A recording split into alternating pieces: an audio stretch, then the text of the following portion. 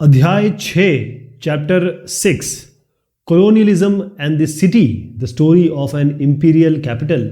दिल्ली के बारे में हम बात कर रहे हैं। The making of New Delhi. Shahjahanabad Shahjahan ने बनाई।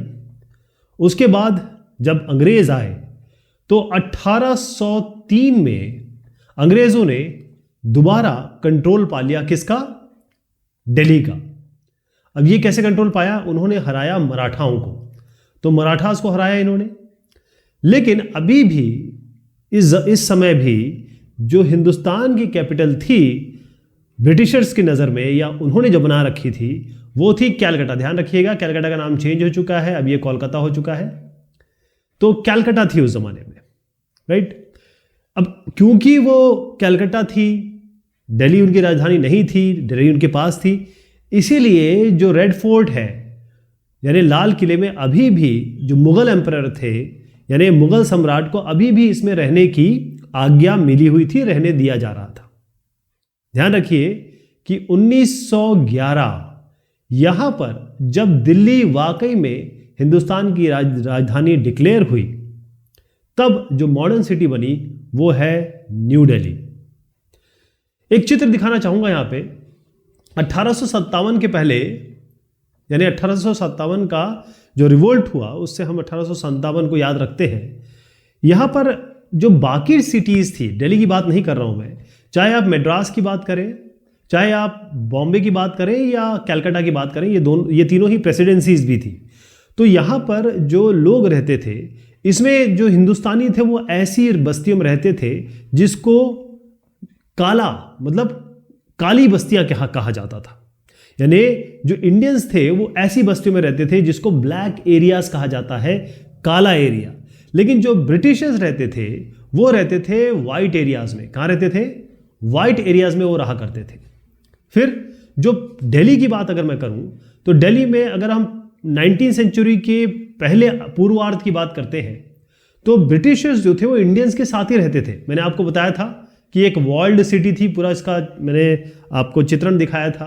तो जो वॉल्ड सिटी थी यानी जो शाहजहानाबाद सिटी थी, जिसमें नई दिल्ली, ये पुरानी दिल्ली भी है और आपका चौड़ी बाजार भी है, ये सारी जो चीज़ें हैं वो यहाँ पर है। जामा मस्जिद भी है, लाल किला भी है। उस सिटी में ही जो ब्रिटिशर्स रहते थे वो रहते थे। लेकिन वो ऐसी जगह रहते थे जहाँ पर अमीर लोग रहते थे, यानी जो वेल्दियर इंडियंस हैं, अमीर इंडियंस जो थे उनके साथ ये रहा करते थे और बड़े रच बस गए थे। इसका मतलब ये था कि ये उर्दू और पर्शियन उस ज़माने में चलती थी। इसकी जो संस्कृति है या फिर कल्चर है या शायरी है, पोएट्री है, इसको ब्रिटिशर्स बड़ा इंजॉय किया करते थे। और साथ में जो यहाँ पर लोकल फेस्टिवल्स है, जो भी फेस्टिविटीज़ थी या कहें त्यौहार थे, इसमें भी ये बढ़ चढ़ के हिस्सा लिया करते थे। और एक और बात बताऊँ, इसको देखिएगा, ये जो चित्र है ये मैं बता रहा हूँ दिल्ली कॉलेज का चित्र है। इसकी स्थापना की गई 1792 में। और यहाँ से साइंसेस, केवल साइंस नहीं यानी ह्यूमैनिटीज़, मानव शास्त्र जिसे हम कहते हैं, और ख़ास तौर पे जो एक्चुअल साइंस है, ह्यूमैनिटीज़ भी है, साइंस भी है, मानव शास्त्र भी है, इसकी शुरुआत हुई यहाँ पर पढ़ाने की। और पहले जो है उर्दू लैंग्वेज में ख़ास तौर पे पढ़ाया जाता था। ओके, तो ये जो समय है 1830 से लेके 1857 का, इसको कई लोग कहते हैं कि ये दिल्ली के रेनेसां का पीरियड था। और रेनेसां का मतलब क्या होता है? रेनेसां का मतलब होता है जब किसी एक विधा में, चाहे आप कला ले लें, संस्कृति ले लें, उसमें बड़ा ज़बरदस्त काम होता है या ज़बरदस्त उछाल आता है। रेनेसां का मतलब ये होता है कि जब आर्ट है, जैसे कला है, संस्कृति है, या फिर कोई शिक्षा में बहुत बड़ा परिवर्तन आता है, लोग इस ज़माने में बहुत कंटेंट देते हैं, क्रिएटिविटी बनती है, उसे रेनेसां कहते हैं। एक शब्द यहाँ पर आया है गुल फरोशां हो सकता है पूछा जाए, तो ध्यान रखिएगा, फूलों का त्यौहार, फ्लावर्स का फेस्टिवल गुल फरोशां को कहते हैं। अब बात करते हैं हम 1857 की। मैंने आपसे कहा था 1857 तक तो रेनेसां का पीरियड था, लेकिन 1857 के बाद क्या हुआ? 1857 के बाद, क्योंकि रिवोल्ट हो चुका था, अब इस रिवोल्ट में हुआ ये कि जो ये वॉल्ड सिटी है या फिर कहें रेड फोर्ट के सामने ये सारे लोग आ गए थे, रेबल्स आ गए थे। और इन्होंने इनको परसुएड किया, इनको फोर्स किया कि भाई ऐसा है बहादुर शाह जफर साहब, आप हमारे लीडर बन जाइए, क्योंकि कोई ना कोई तो लीडर चाहिए। जो अपराइजिंग हो रही थी, जो रिवोल्ट हो रहा था, और ये रेबल्स ने पूरी दिल्ली को 4 महीने तक कंट्रोल करके रखा था, अपने अंडर में लेके रखा था 4 महीने तक। फिर जैसे ही ब्रिटिशर्स ने दिल्ली को दोबारा पाया, या फिर कहें कि इसको दोबारा अपने कंट्रोल में ले लिया, उसके बाद इनकी शुरू हुई मार काट की, रिवेंज की, प्लंडर की। मतलब दुश्मनी यानी आप बदला लेना है, और प्लंडर यानी कि लूटपाट। ब्रिटिशर्स ने ये शुरू किया, अंग्रेजों ने कहा कि अब बहुत हो चुका, अब हम ये करेंगे।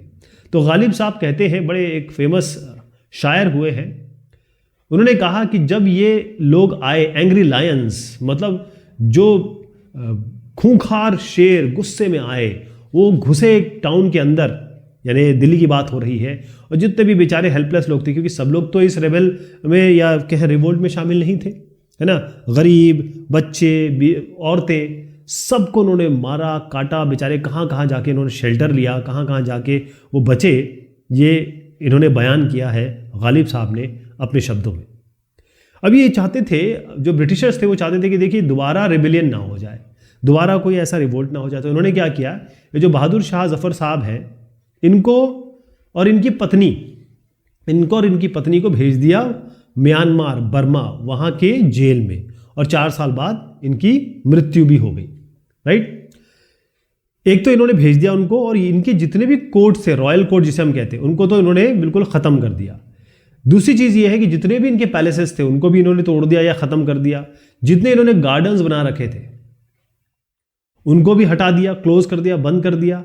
और जो जो इनकी जगह थी, जो जो उनको अंग्रेज़ों को सही लगी, उसमें उन्होंने आर्मी या फिर कहें जो इनके ट्रूप्स थे, इनके सिपाही, उनके लिए बैरक बना दिया। मतलब वो चाहते थे कि अब जो मुगल, इनका नाम और निशान जो है वो तक ना रहे। ब्रिटिश ये चाहते थे कि दिल्ली से, बहुत क्लियरली यहां लिखा हुआ है, फॉरगेट इट्स मुगल पास, मतलब दिल्ली जो है वो पूरी तरीके से, यहां मुगल कभी रहा भी करते थे या इन्होंने एक राज भी किया, उसको बिल्कुल खत्म करना चाहते थे। देखिएगा कि ये वो चित्र है, जब ये जामा मस्जिद है, इसके पीछे का देखिए कितना सारा सेटलमेंट है, ह्यूमन सेटलमेंट है, लोग रहा करते थे। ये आप देख रहे हैं वॉल्ड सिटी है, यानी ये जो आप देख रहे हैं ये बाकायदा दीवार है, और पूरी सिटी में, पूरे दिल्ली का जो सिटी का मैं बात करता हूँ, शाहजहानाबाद, वो पूरी वॉल्ड सिटी थी। अब यहाँ पर देखिए इन्होंने क्या किया कि ये जामा मस्जिद का दोबारा चित्रण है, और इसके पीछे बिल्कुल क्लियर कर दिया। अब यहाँ से देखिए वॉल तो रखी इन्होंने, दीवार रखी, लेकिन ये सब क्लियर कर दिया, सब हटा दिया, और यहाँ पर आप यमुना देख पा रहे हैं। ठीक है, यहाँ पर भी यमुना देख पा रहे हैं। तो हुआ ये कि इन्होंने कोशिश ये की कि जो सारी चीज़ें हैं, जो भी गार्डन हो, चाहे गार्डन हो, पवेलियंस हो, मॉस्क हो, मस्जिद हो, या फिर कोई भी बागान हो, सबको इन्होंने तहस नहस कर दिया, या कहें ख़त्म कर दिया, हटा दिया। लेकिन ध्यान रखिएगा, इन्होंने टेम्पल्स को कोई भी नुकसान नहीं पहुंचाया। अब ये सवाल उठता है ऐसा क्यों?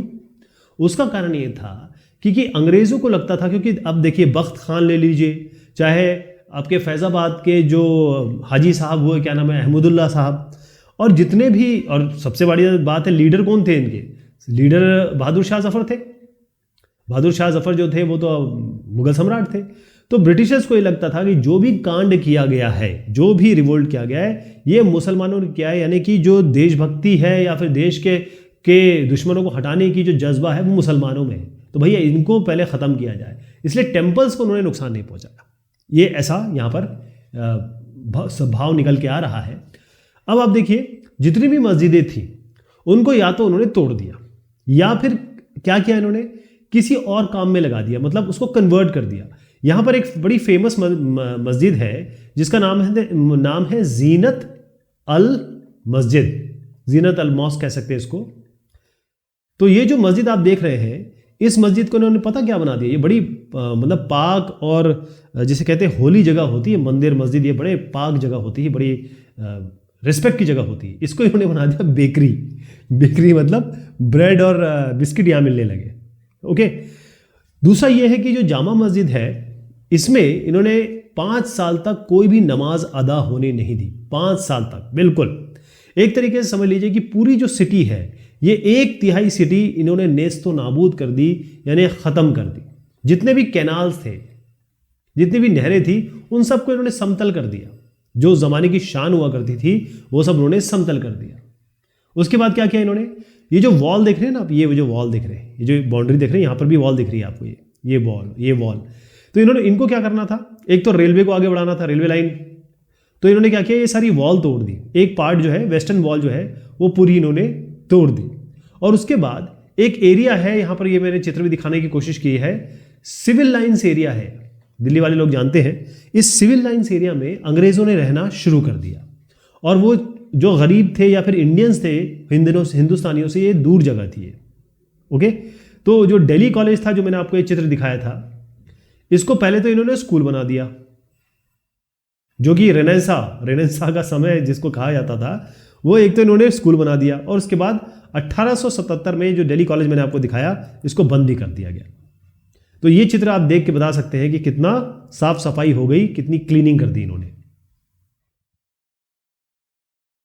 अब नई कैपिटल बननी थी।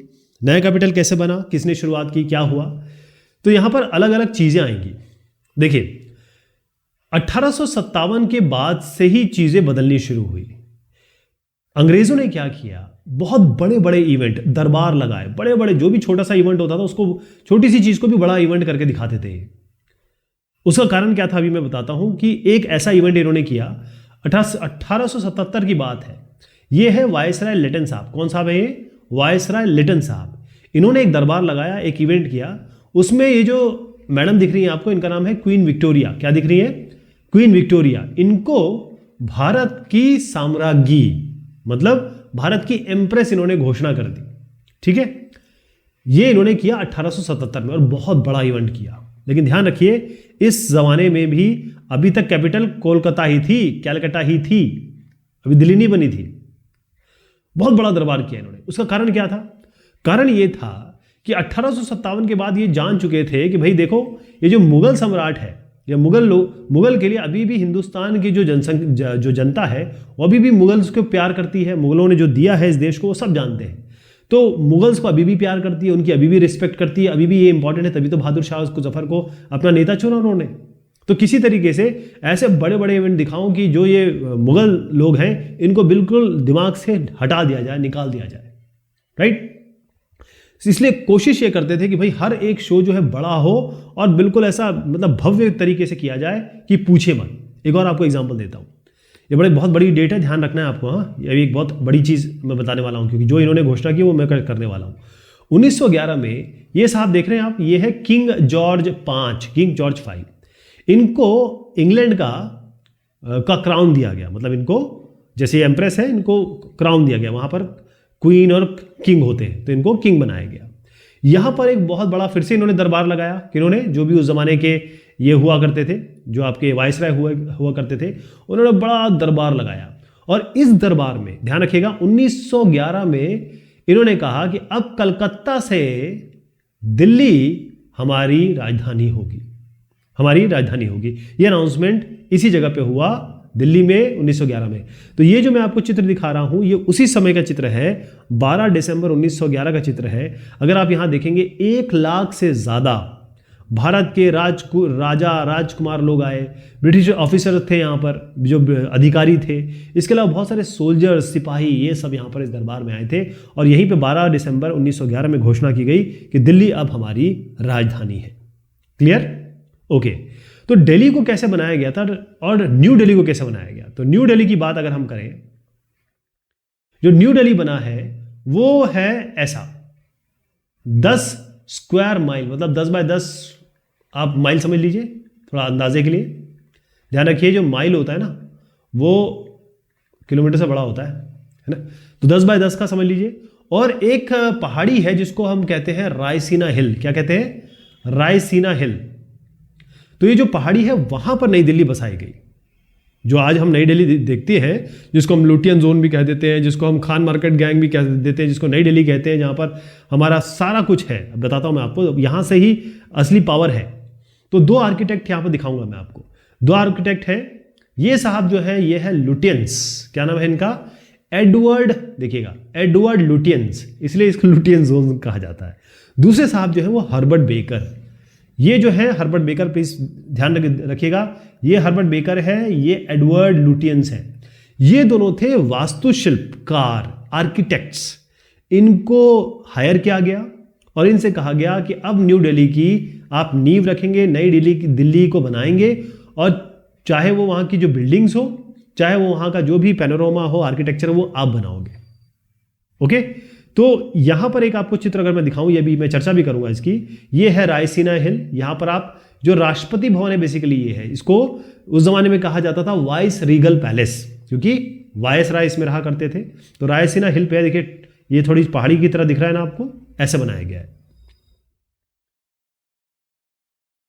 तो एक रास्ता यहां पर मैं आपको बताऊंगा कि कहां से कहां रास्ता है। ये जो रास्ता है इंडिया गेट से लेकर ये राष्ट्रपति भवन, यहां से यहां तक का, याद देख रहे हैं, इसको कहा जाता है राजपथ। इसको क्या कहा जाता है? राजपथ। ये है किंग्सवे, इसको कहा जाता है किंग्सवे।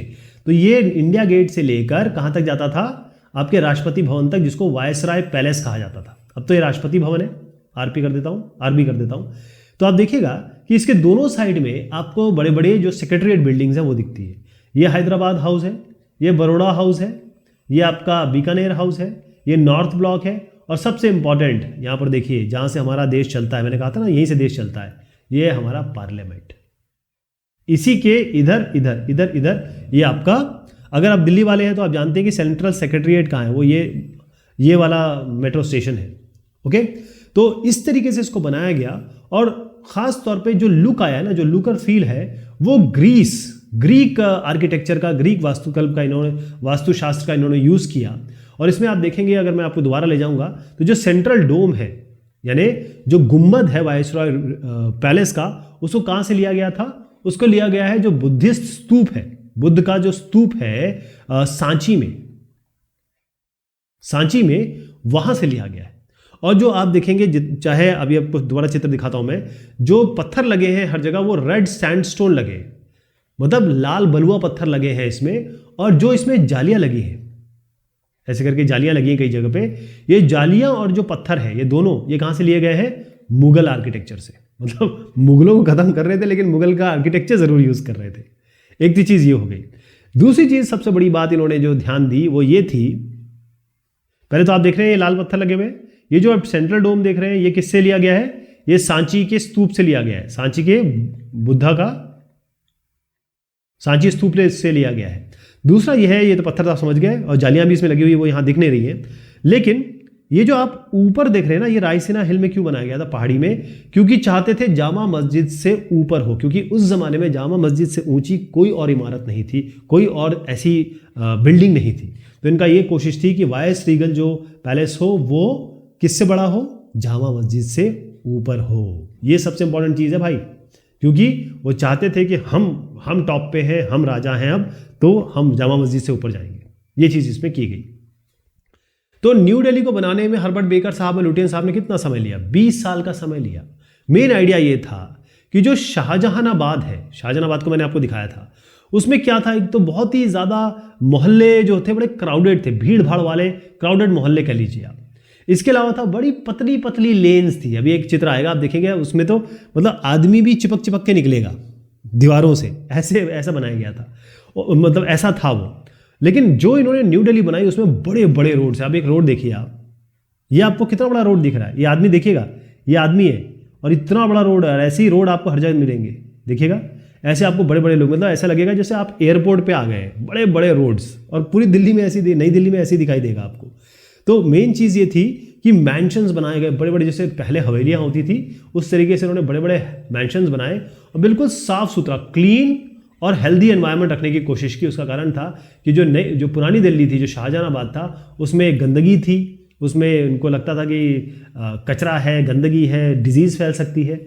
और कोशिश ये की कि वाटर सप्लाई अच्छी हो। सब जगह जो आप देख रहे हैं यहाँ पर वाटर सप्लाई, पानी की जल आपूर्ति की व्यवस्था बहुत अच्छे से की गई। उसके बाद सीवेज डिस्पोजेबल, जिसे हम कहते हैं कि वेस्ट निस्तारण, उसकी अच्छी कोशिश की गई। और जो ड्रेनेज व्यवस्था है, ड्रेनेज फैसिलिटी मतलब पानी की निकासी की व्यवस्था, ये भी ओल्ड सिटी में जितनी ख़राब थी उससे अच्छी बनाने की इन्होंने कोशिश की। ये चाह रहे थे हर जगह यहाँ पर आप जाएंगे ना तो आपको ग्रीन ग्रीन ग्रीन मिलेगा, हर जगह ग्रीनरी हो, केवल आपको पेड़ पौधे दिखाई दे, मतलब ट्रीज हो, पेड़ दिखाई दे, क्योंकि ये चाहते थे कि फ्रेश एयर मिले, यानी कि बेसिकली ऑक्सीजन चाहते थे, अच्छी ऑक्सीजन। ये आप चाहते हैं, इस तरीके से इसको बनाया गया। तो यहाँ पर वायसराय हार्डिंग साहब ने भी कुछ कहा है, और हर्बर्ट बेकर साहब जो इसके शिल्पकार थे, यानी कि जो आर्किटेक्ट थे, उन्होंने भी बहुत कुछ कहा है। तो ये कुछ इसमें कंटेंट दिया हुआ है। Life in the time of partition. अब 1947 में विभाजन हुआ, और फिर आगे क्या हुआ, दिल्ली में क्या हुआ, इसके बारे में हम चर्चा करेंगे अगली बार। तब तक के लिए शुक्रिया, मेहरबानी आप सभी की।